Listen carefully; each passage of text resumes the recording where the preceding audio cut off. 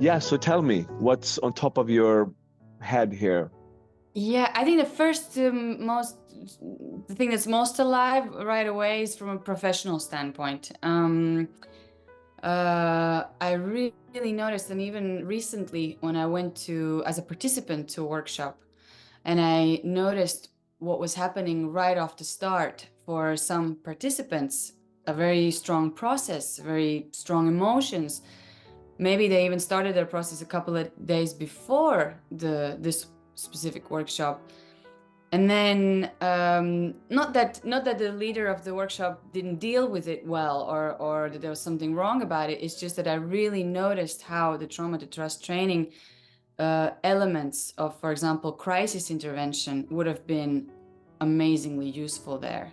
And to notice what's happening, oh, there's something happening for that person. There needs to be some attention put in that direction. And that was really like a light bulb moment. Wow, yes, we need to, for a facilitator, this is a really key moment to be attentive to these little details that make a difference. Yeah, to catch those moments when Yeah. somebody is triggered, Yeah, to use this as an opportunity to use a crisis intervention and to bring them back into presence. exactly, exactly. Yes, because it can happen that somebody comes into a workshop and first few minutes they're already feeling something without even going into the exercises, and then that might be confusing for other participants, for that person themselves, also for the facilitator. What's happening? We haven't even started yet, and there's something happening there. Yeah, there's a trigger, and we can guide that person back into presence. Yeah. Yeah. And I imagine if that can be done, how that could even accelerate this need to create safety for everyone around. Mm-hmm. Because I can imagine if somebody just flips out without knowing anything, it can create some fear in the system. Yeah. And then Yeah. if the facilitator reacts upon it, it can even be risky for the rest of the evening or the weekend. What actually happens in that moment seems so crucial for what's going to happen the rest of the time. Mm. Yeah, absolutely. And it can also be very, not like very exposed reaction, very expressive reaction, but it can leave this sort of subtle thread of fear in the group if that person was, for example, distancing themselves, and people are noticing it, but no one says anything, and there's Yeah. no, but we noticed it, and we know that there's something going on, but it's not addressed, and it's not, yeah, there's no attention given to that. So I think those are super crucial moments for facilitators where it can be very, very, very useful and Yeah, important. because the other is when it's been ignored because the facilitator doesn't know what to do, it becomes this regular family system that ignores the difficult Hmm. topics, Hmm. doesn't deal with conflict, or doesn't have words for what is felt but not really identified. Hmm. Hmm. Yeah. So that was something that really stood out recently. Mm. Mm, amazing. And another one, working individually, because I'm a coach. So working individually, and also applying, let's say, coaching techniques on myself or with clients. I think I already had this idea before I attended the training that definitely trauma-informed coaching is information about trauma, and some basic core training for coaches is necessary. And after completing the training, I realized there's no other way to, I don't see how we could do coaching without crucial foundation of understanding trauma. Because let's say in my core training for coaching, which was extensive and very interesting and very valuable, we did not go into trauma. Other psychological processes, yes, but understanding what is happening with this person who, for example, is very goaling, very determined, very energetic, and I'm describing myself right now, and a lot of my clients in business environment. what is happening for them. Why, for example, when a salesperson who's been hitting goals one after another suddenly has a massive crash and they just can't pick themselves up again. It's not just a loss of energy, there's something more happening there. And yeah, and it's What do you think is happening there? What's happening there? It's just you know, it depends on, everyone has a different story. I mean, first you can have a massive coping mechanism with this explosive personality, super excited. I always have to bring it. If I can't bring it, don't even show up to work. I mean, this is the fight response. I'm just pushing forward. I'm just doing. I'm going. I'm surviving by moving ahead, by running. And when you get hit once, twice, again, or when you receive such a punch, let's say, that you understand, oh, I can't actually fight through this, then what happens? Then what do you do? It feels almost like there's no other method or no other, okay, which tool do I use now? I'm not aware of any other tools that I have. That's the only one at my disposal. So what do I do now? I'm totally depressed. And another one that's, I think, interesting is for, let's say, again, someone who exposes a lot of potential, a lot of energy, drive, and all that. But anytime they get to, let's say, the success of getting the result, they sabotage themselves. For some reason, oh, I just can't. Oh, I just got sick. Oh no, that project, I can't go there. And I think that's a very interesting pattern as well that I've seen in myself and in other professionals. It's almost like a barrier against receiving. Yeah. Like receiving the success, receiving the support of universe from all the hard work. Yes, exactly. Yeah. And then go back into the fight mode because I'm so used to worrying, fighting, persevering. And giving. And yet, so it's almost like the fawning response of how can I make everyone else happy so that they give me the millions. But the moment they're giving me the millions, I'm just like, again, I have no capacity because I have been in a strategy. I've been in fawning. I've been in fighting. And yet here I am collapsing into shame, depression, worthlessness. I mean, the PTSD basically just catches up. Yeah. And to hold that, oh, wow, it's hard. It's very hard. And so trauma information is one thing.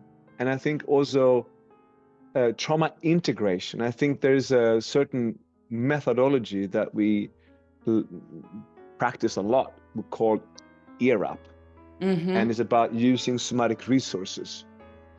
So I would say it is good to have information, but I think it's also crucial to know what to do, how to regulate the nervous system so that you can give options to these strategies that live us, right? Yeah. Yes, absolutely. And the only thing I can say about ERAP, I love this practice. It is so simple. It is what's the word I'm looking for? It is misleadingly simple, that it looks so simple and almost silly to some when they try for the first time. And when you practice it and when you realize how much it helps you to actually be present with what is happening, starting the body and then the emotions and then maybe the thoughts, if you add that up, it's mind-boggling how such a simple practice can really bring someone to presence and expand that capacity to notice. I'm starting with myself to notice what's beyond the I'm always excited and happy and energetic, and what else is there, and then to just be with that in front of another person. Yes. So noticing what else is there, and just this practice is amazing to really just start with what else do you notice in your body, and then naming it. Yeah, and then also what you just did, just taking the breath. That's also very interesting when I've put this into practice and invited people to do it, how what, how not uncomfortable, but it's so not a habit to take a breath. Just take a breath between exchanging information between two people. And how Yeah, much so to pace it and to feel it and just for the listener of this recording, ERUP stands for Embodied Relational Awareness Practice, and simplistically expressed is a somatic tracking technique that brings us into presence, the presence through our body, but also brings us attunement. So it's when we are together that we can begin to relate in ways that allows us to be seen, to be heard, to be felt, to come out of the isolation in our own stories and come into this deeply felt attunement that basically heals trauma, that integrates these aspects of that we can reflect upon, that we can digest and then integrate. So these ways of relating are limitless in terms of its applicability, and it's designed in the trauma world to regulate the nervous system, because when we're triggered and we go into the story, basically the history, this is where we escalate and either go completely numb, shut down, or get overwhelmed by emotions, and we lose capacity to hold what we're with. So we go into the trauma, the split again. And yet, if I can speak into saying that to you, I'm noticing some tension in my belly. And as I am with that tension, I'm looking into your eyes now, I feel gravity, and I begin to speak more slower.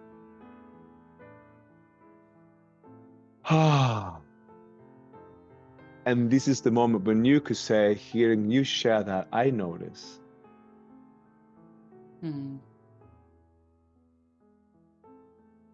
You want Possibly. When I hear you share that, I notice my jaw is quite clenched, and I have this impulse to move it actually, and to kind of stretch it out a bit, and take a deep breath, and then it already came out.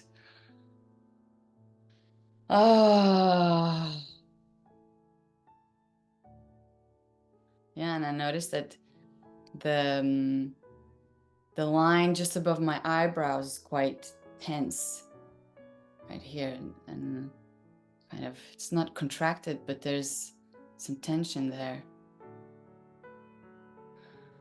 Yeah. And I have this reflex to take a deep breath and really look at you, and kind of sink into my sit bones.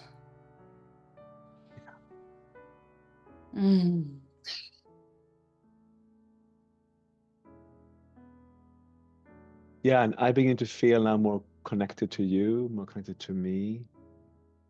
Like the pace is slowing down a bit, and we are here.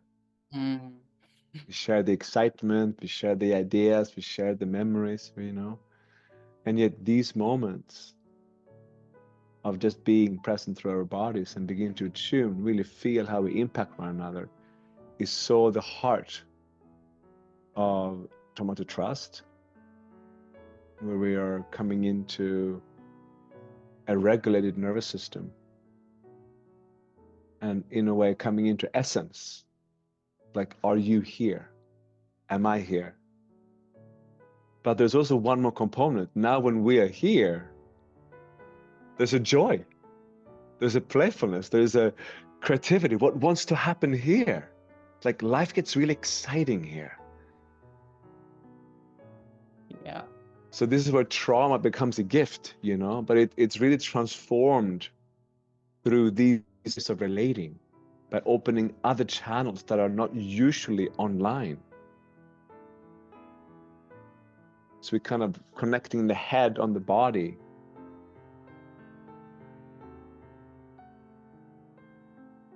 Yeah. And then eliciting like an innate intelligence that is already relational.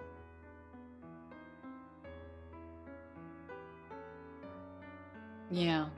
And there's, I just wanted to mention earlier when you said about this, and we now we're connected, and we're not only, the feeling that I get through that experience is that we're not only connected through one channel, so let's say trauma or projection channel or excitement channel, but now we're actually creating a lot more space in here within ourselves to connect on so many other points and to make a lot more connections between each other. And yes, and then what happens? And then I was going through notes actually before this just to remember how was it exactly during the training. And I've written a note. Oh yeah, and now I notice I really want to play. I really want to play.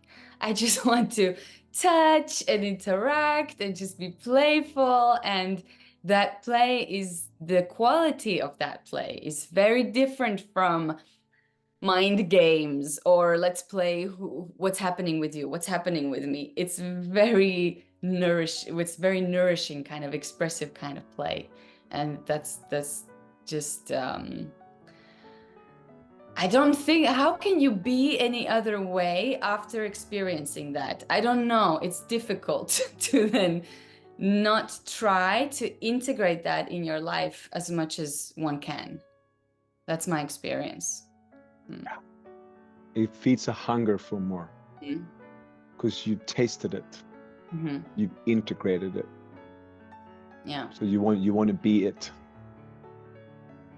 And for my personal story, coming back to Latvia, and this was end of November when we did the training, and then I really seriously thought about, I need to find a way to either create a community where I can have this for myself and give it to other people, or I need to move where a community like that exists, because I'm not sure if I can really go back to my old way of living or old way of being and totally forget about that experience. I don't think that's possible.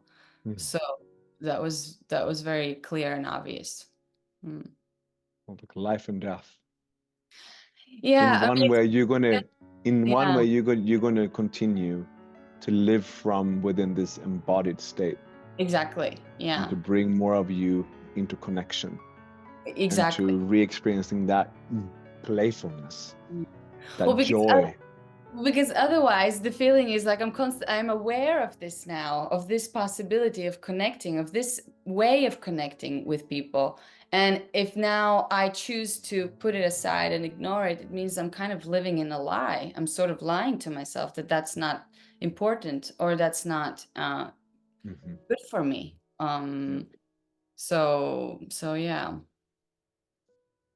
that was life-changing. Yeah, it really was.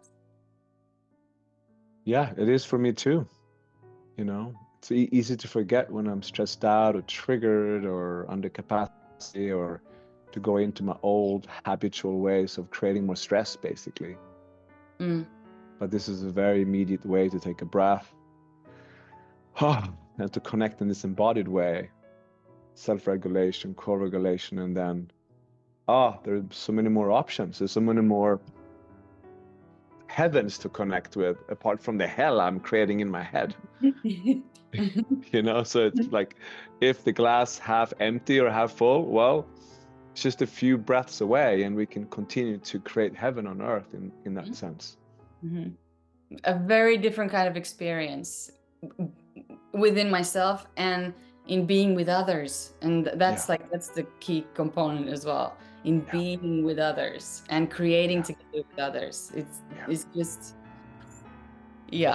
very different experience from being in collaborative, let's say, environment where we're kind of, and again, in professional business environments, very, very much in the head and, well, I'm going to express this creative idea and what will people think of me and will it be good enough, to really, really trusting yourself and the people you're with, that you are really collaborating, you're doing this together, and we're not here to prove to each other, this and that. It's a very different experience.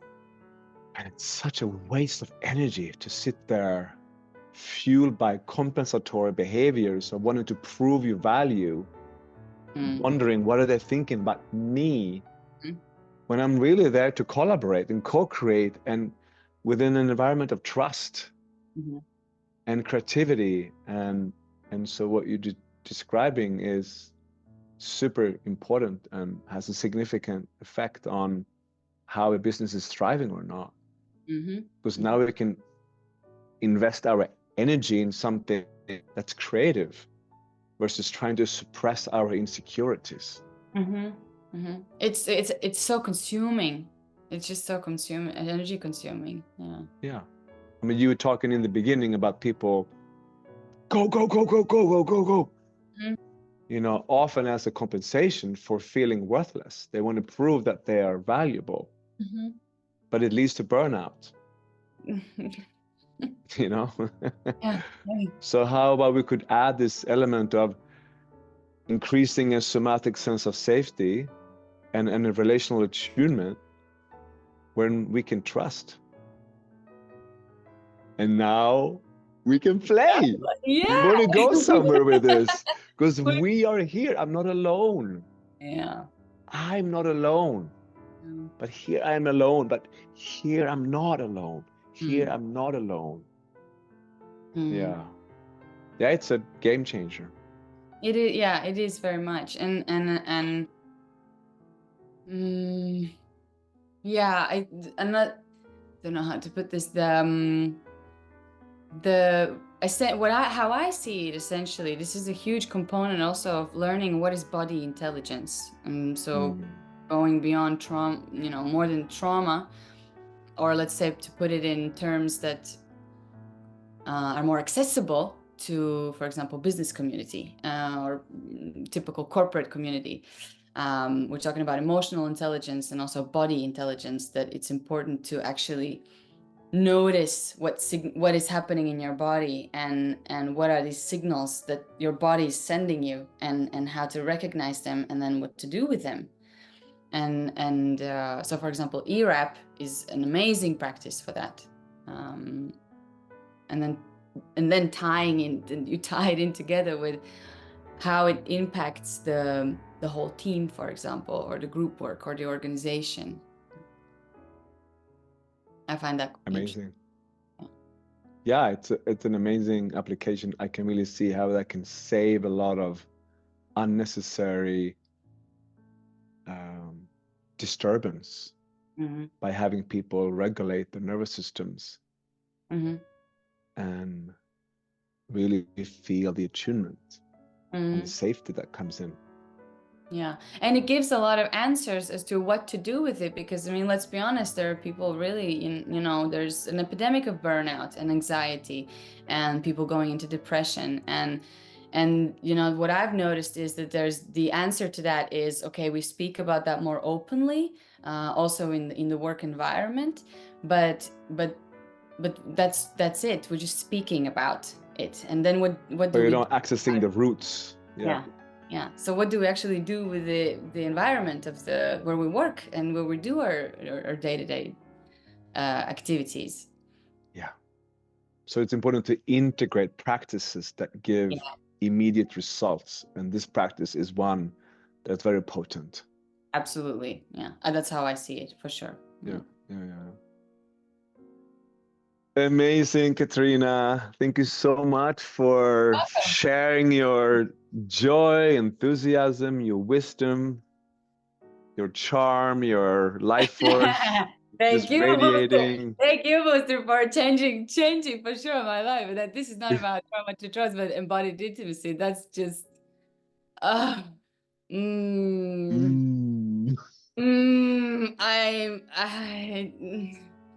it has to exist. It has to exist in whatever shape or form it re-manifests itself, but it has to exist. And thank you for the work you do and the heart-to-heart teaching.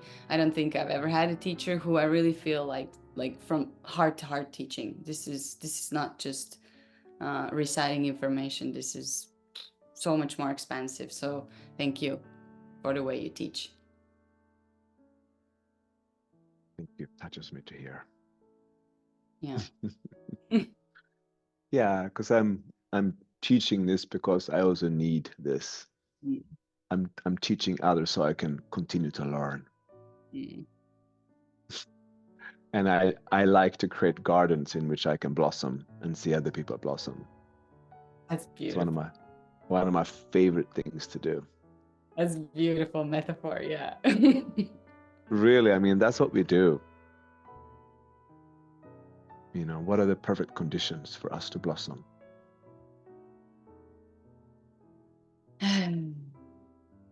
That's the inquiry, you know. Yeah.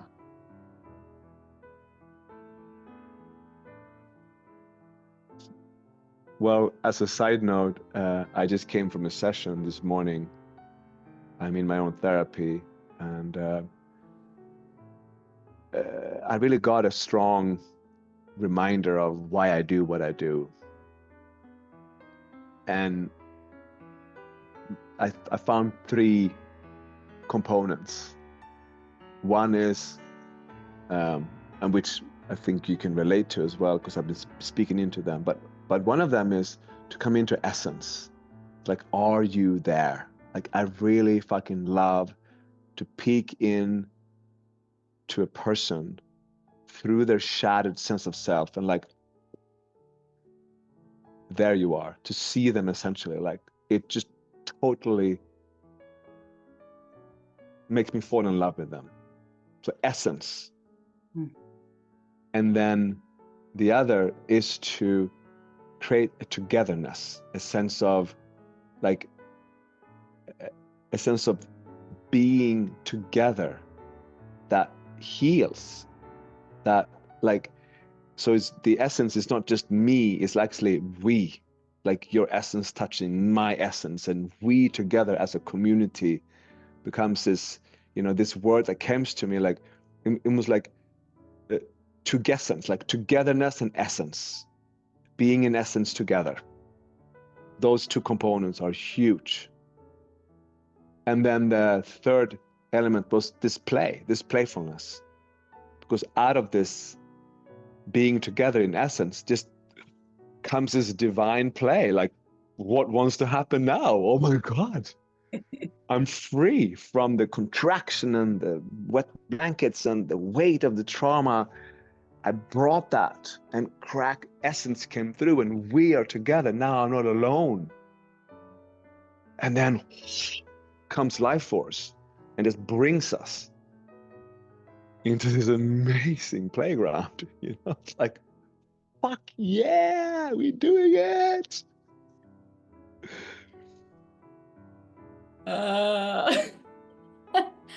I can't wait to see Tallin's workshop on Eros and Innocence after this presentation.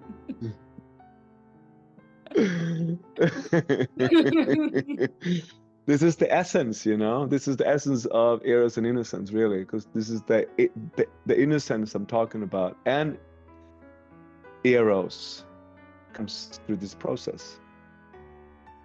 It's the expression, you know. Yeah. Amazing. Well, thank you. Thank you, You're thank you, thank you.